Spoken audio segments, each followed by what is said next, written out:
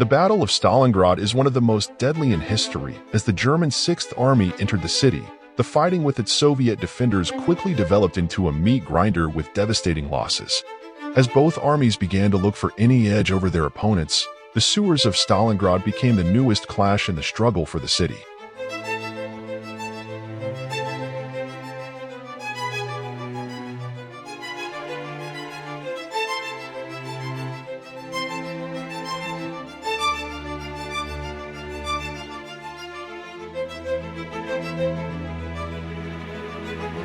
The use of tunnel warfare has been implemented since ancient times, with many famous sieges having used such tactics.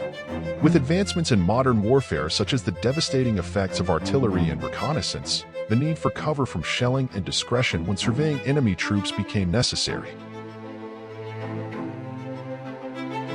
One well-known example is the British use of tunnels to plant explosives near German trenches in the First World War, which had a devastating impact. As modern warfare continued to evolve, the use of tunnels shifted into playing a valuable role in urban combat, especially as the tunnels and sewers could provide a quiet and quick route into the enemy rear.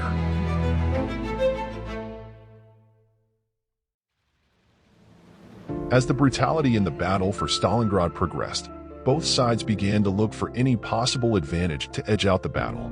The city's sewers began to catch the eyes of the attackers and the defenders alike, as it could provide easy access to the enemy rear and could be used in ambush operations. The sewers of Stalingrad was already home to a large population of local civilians who sought any relief from the carnage above. The Stalingrad locals, however, could not escape the war, as both the Soviets and Germans began to fill the pipes underneath the city. Fighting in these cramped, dark and rodent-infested pipes was some of the ugliest in the whole war. Many on both sides having to step over fallen comrades being torn apart by rodents and having to deal with the extremely unclean conditions of the sewage system. Despite all of these brutal conditions, the soldiers fought on with tenacity, with Soviet guerrilla groups operating in the tunnels and terrorizing German units by popping out through sewage entrances and harassing the German Sixth Army. Many traps were also placed inside the sewage systems, as the pipes were narrow and easy targets for mines and such. A weapon of choice in these dark and cramped passages became the flamethrower, which made the fighting conditions even more brutal. Many of the previously mentioned Stalingrad locals were caught up in the dirty fighting with nowhere else to go.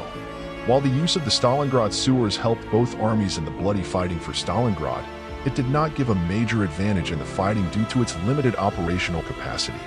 The bloody sewers of Stalingrad, however, are known as some of the most gruesome fighting in the Second World War, and continue the long history of tunnel warfare.